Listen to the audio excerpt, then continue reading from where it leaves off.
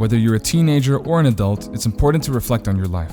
Self-reflection is a great way to discover who you are and what you stand for, and it can help you set goals and make decisions. Whether it's making the most of your time in college or deciding what career path to take after graduation, there are many reasons why taking the time to reflect on your life is so important. Let's look at some tips for how best to start reflecting on who you are as a person and how others perceive you. Define self-reflection.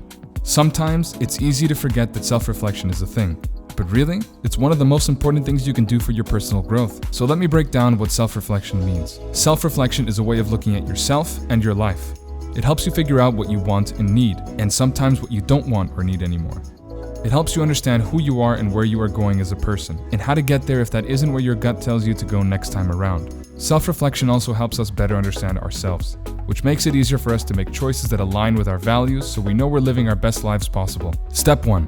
Practice mindfulness. The first step to self-reflection is practicing mindfulness. Mindfulness is a state of consciousness that can be trained and practiced. It involves being fully present in the moment, both physically and mentally. When you're mindful, your attention isn't focused on the past or future.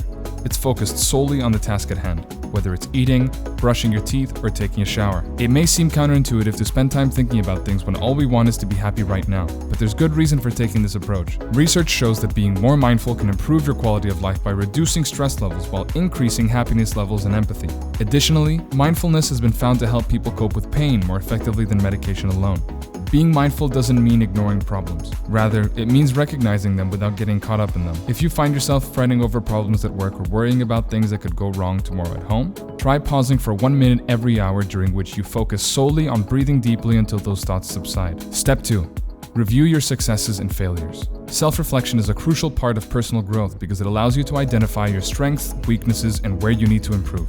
When reviewing your life, it's important not to get stuck in the past. Instead, focus on what went well and what didn't go so well so that you can learn from both situations. Viewing successes and failures helps us learn about ourselves in a way that we may not have otherwise been able to consider before. You could ask yourself questions such as, what is something I'm really good at? Where do I need to improve? How did this situation affect me emotionally or physically? Step 3. Discover your motivators. Now that you know what has worked in the past, it's time to figure out what motivates you so that you can find a way to incorporate these activities into your life. What do you love doing? Why do you love doing it? What makes you feel good about yourself when you do it? What makes other people like and respect you because of what they see from these activities or qualities? If this were all taken away from me, how would my life be different and not better?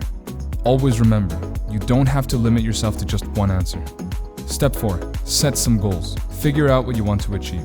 Goals should be specific and measurable, and they should take into account your strengths and weaknesses. Do you want to be able to run a mile in under 10 minutes by the end of the year? Do you want your novel to be completed by 2023? What about next month?